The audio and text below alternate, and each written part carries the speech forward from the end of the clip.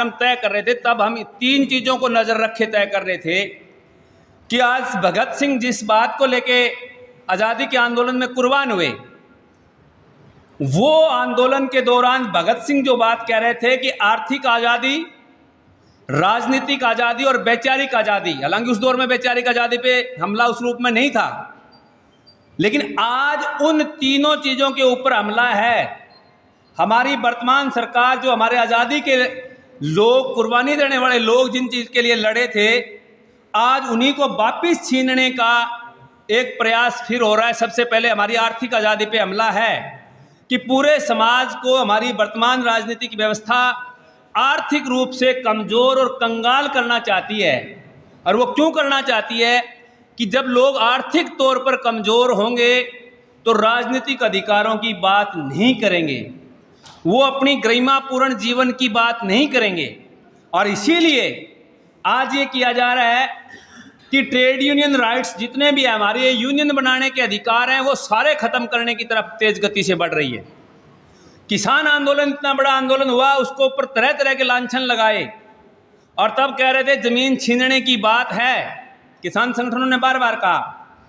और तब ये क्या कह रहे थे कि हम तो किसान को खुशहाल करेंगे, मजबूत करना चाहते हैं, आमदन दुगना करना चाहते हैं, उसको मजबूत करना चाहते हैं। उसी की कड़ी में बोला हम ये कानून लेके आए हैं। लेकिन अब वो बिल्ली छिक्के से बाहर आनी शुरू हो गई धीरे धीरे करके। ट्रंप साहब के बनते ही तो एक बात ट्रंप साहब ने कह दिया, मोदी साहब के विशेष मित्र हैं, कह दिया कि भारत की तमाम मंडियों में खरीद से कि सरकार अपने आप को वापस खींच ले और अमेरिकी कंपनियों को अनाज खरीदने की खुली छूट दे दे। और ये सरकार चुपचाप उसको बैकडोर से कर रही है, क्योंकि खाद्य सुरक्षा के मामले में कटौती कर रही है तेज़ गति से।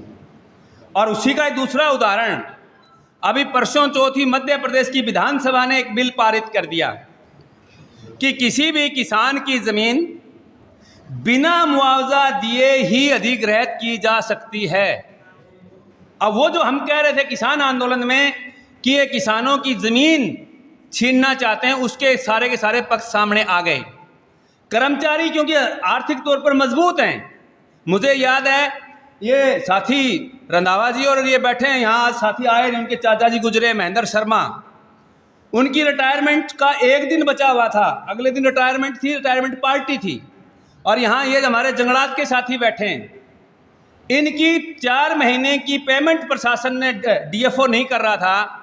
ये ट्रेड यूनियन राइट के दम पर ही उनकी मौत इतनी थी कि रिटायरमेंट से पहले दिन भी जो डायरेक्ट आईएफएस ऑफिसर था उसको कोठी में घेर रखा था। और वो सरसा के इतिहास में पहली घटना है कि जिसने मजदूरों की पेमेंट करी और उसी रात को 1 बजे अपनी रिलीविंग लेके 2 बजे अपना बोरिया बिस्तरा बांध के सरसा से चली गई डायरेक्ट आईएफएस ऑफिसर।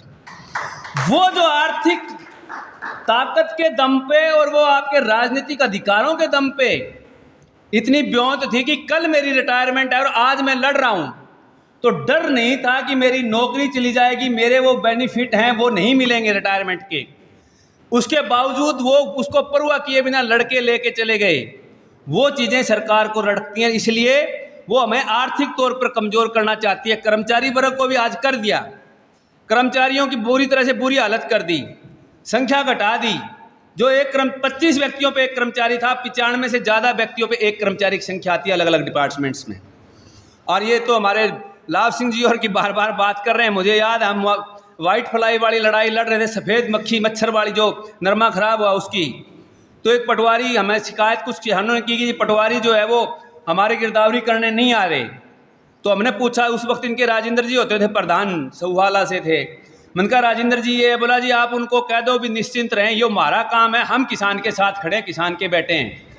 तब पता लगा कि एक पटवारी के पास 14 गांव थे, 14 गांवों में एक पटवारी जा नहीं सकता। आज भी ये लाभ सिंह जी खुद कानूको हैं, ये हरीश जी भी कानूको हैं, मतलब पूरे ब्लॉक में, डिस्ट्रिक्ट में कुल मिला के 10-12 कानूको हैं, जबकि संख्या इनकी 4 गुना होनी चाहिए। ये जो स्थिति है ये क्यों कर रही है कि इनके ऊपर दबाव पड़ेगा तो कहेंगे बोला ये सारे भ्रष्ट हैं। और भ्रष्टाचार का ठप्पा दे के ये कह नहीं रहा, पहले तो कहते थे बंसीलाल जी बोला मास्टरों की मरोड़ और स्कूल के मोड़ एक नहीं छोड़ूंगा। अब ये मास्टरों की मरोड़ बंसीलाल से तो कड़ी नहीं कड़ी, मुझे पता नहीं, लेकिन लोगों की मरोड़ ये सरकार काटेगी नई शिक्षा नीति के माध्यम से कमजोर कर रही है। दूसरा कि आर्थिक स्थिति कमजोर तब हो सकती है जब आपके राजनीतिक अधिकार छीन लिए जाएं। राजनीतिक अधिकार ही नहीं बचेंगे तो आर्थिक लड़ाई आप लड़ नहीं सकते। और राजनीतिक अधिकार छीनने के लिए आज वो कर रहे हैं कि आपकी बोलने की आज़ादी पर, यूनियन बनाने के अधिकारों पर हमला कर रहे हैं। आज यूनियनों को रजिस्ट्रेशन नहीं दे रहे। आप जब भी बोलोगे आपके ऊपर मुकदमे दर्ज किए जाएंगे। और अब क्या कह रहे हैं अगला ये कह रहे हैं कि भाई कोई भी संगठन सरकार के खिलाफ बोलेगा, बोला देशद्रोह का मुकदमा बनेगा। ये जो राजनीतिक आज़ादी छीनने की कोशिश है, आप सरकार की आलोचना नहीं कर सकते।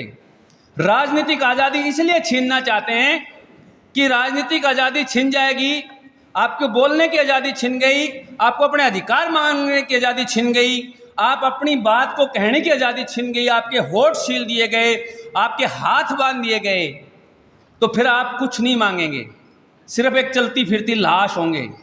और वो लाश, उन लोगों को सिर्फ लाश चाहिए, वो चलते फिरते बुद्ध चाहिए, ताकि लोगों को भीड़ में बदल पाएं। और भीड़ में बदलने के लिए जिनके पास थोड़ा सा जवान है, जो समझते हैं, सोचते हैं, उनके राजनीतिक अधिकारों पे हमला कर रहे हैं। और तीसरा, युवा जो हमारा वर्ग जिसने भविष्य में पूरा जीना है, उसके ऊपर वैचारिक हमला है कि पूरे समाज को विचार शून्य कर दो। गोरख पांडे की एक कविता है, मुझे पूरी तो याद नहीं, मेरे गुरु पर सामने बैठे हैं, कहेंगे आदि क्यों सुना दी तने, मुझे उड़ाना भी मिलेगा, लेकिन मेरे पूरी याद नहीं है सर, मैं जितनी उतनी सुनाऊंगा। राजा ने कहा रात है, रानी ने कहा रात है, दरबारियों ने कहा रात, और ये सुबह सुबह की बात है। गोरख पांडे की कविता है। और आज की सरकार यही चाहती है कि मोदी जी कहें रात है, थाली बजाओ तो सब थाली बजा दो, वो कहें लाइनों में लग जाओ तो सब लाइनों में लग जाओ, वो कहें नहीं आप सब योगा करो तो सब देश योगा पे लग जाए, ऐसी चाहते हैं। वो यूथ को करने की कोशिश कर रहे हैं जिसको कहते हैं कि विचार शून्य, सोचने समझने की क्षमता खत्म कर दिए।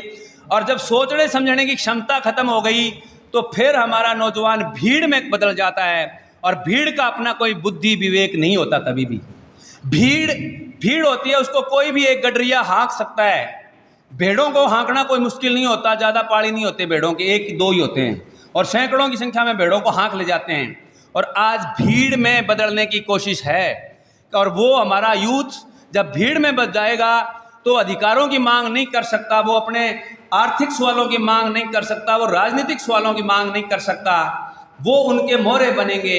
और जब भीड़ बनेंगे, आवाज़ कम कर भाई, भीड़ में आवाज़ कम करो यार, ऐसे क्यों करते। भीड़ में जब आप बदल गए तो आप अपराधी बनेंगे, आप किसी न किसी का नुकसान करके आएंगे, अपने अधिकार की बात नहीं करके आएंगे। और मैं एक दो उदाहरण के साथ अपनी बात खत्म करूंगा। मुझे याद है सरसा में एक कार्यक्रम था, बट राज्य स्तरीय इनके क्लरिकल एसोसिएशन का सम्मेलन था, और मुझे वहाँ एक साथी ने कहा कि यार मेरे बेटे, इसके बेटे को समझाओ। हमने कहा भी इस कार्यक्रम में उनके बेटे को मत बुलाओ, कारण क्या है।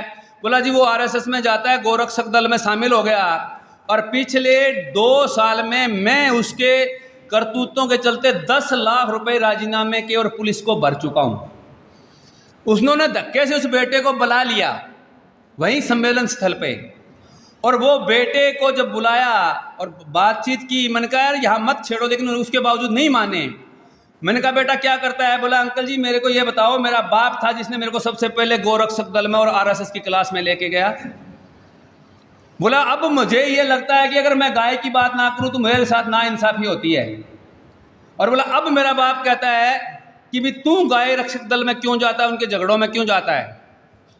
और फिर उसने अपने बाप को वो गालियां दी उनके सामने, मतलब उसके बाप को तो क्या कहना था बेचारे को। और मुझे ये समझ में नहीं आ रहा था क्या करे। अल्टीमेट मैं उस बच्चे को अपनी बगल में दबा के साइड में ले गया। मैंने कहा बेटा तेरा बाप तो बावड़ा था, कोई बात नहीं, तू मेरे साथ है। मतलब ये स्थिति, वो बाप वहाँ जर्जर रो रहा है कि मेरा बेटा इस अपराध की दुनिया में चला गया, वापिस नहीं आ सकता। और वो कहता है मैं पापा तेरे लिए मर गया। अंदाज़ा लगाओ कि जिस बाप ने बेटे के लिए सारी ज़िंदगी कुर्बान करी हो, और वो बेटा बाप को गाली निकाले, और गाली भी पब्लिकली निकाले, और उसको कहे कि आज के बाद मैं तेरा बेटा नहीं, तो क्या गुजरेगी। आज पूरे देश में हमारी सरकार इस तरह के बेटे तैयार करना चाहती है मानसिक रूप से। और वो बेटे हो गए, हम उनके बाप होंगे, माँ होंगे, भाई होंगे, लेकिन उनके विचारिक और उनके संघर्षों में ये उम्मीद करें कि वो हमारे दुख सुख में साथ खड़े रहें, वो नहीं रह सकते। और वो भीड़ इस राजनीति को पोषित कर रही है। उस भीड़ को रोकने का एक ही तरीका है, वो है कि हम ये विचारिक काम है उस काम को आगे बढ़ाएं। और उस काम को बढ़ाने के लिए ये आयोजन हम संगठनों के लिए कर रहे हैं, यहाँ जो ताकत लगा रहे हैं। मैं बार बार इनका साथियों का जिक्र कर रहा हूँ। शास्त्री जी की मेरे साथ खूब झड़प हुई, खूब बोला यार तुम पागल हो। मन का कैसे सर? बोला शहर इचे क्यों टक्कर मार दो, इतने टक भित्तां दीवारा नाल कंधा नाल टक्कर मार के कड्डोगे कि मैनू दसो, पिंडा चे बढ़ो। और वो सच्चाई है, गांव में नहीं बढ़ेंगे तो कहाँ जाएंगे? गली में मोहल्ले में बढ़ो। और आज गली और मोहल्ले में जाने की जरूरत है। वहाँ हम अगर अपना विचारिक काम करेंगे, अगर हम एक कार्यक्रम के माध्यम से 300 लोगों में से एक बंदे को भी इस बात के लिए सोचने के लिए मजबूर कर दिया कि तेरे लिए धर्म, जाति, गोत्र क्षेत्र से बड़ी तेरी खेती है, तेरी पढ़ाई है, तेरा रोजगार है, तेरा परिवार है, तेरी जो एक गरिमापूर्ण जीवन की क्षमता है वो है, तो मानते हैं कि हम सफल रहेगा। इसी समझ के साथ हमने ये कार्यक्रम किया। इस कार्यक्रम को इसीलिए भी किया कि आप तमाम लोग रोजमर्रा की जिंदगी में जिंदाबाद मुर्दाबाद करते हो। जिंदाबाद मुर्दाबाद करने मात्र से नहीं, हमें साथ के साथ विचार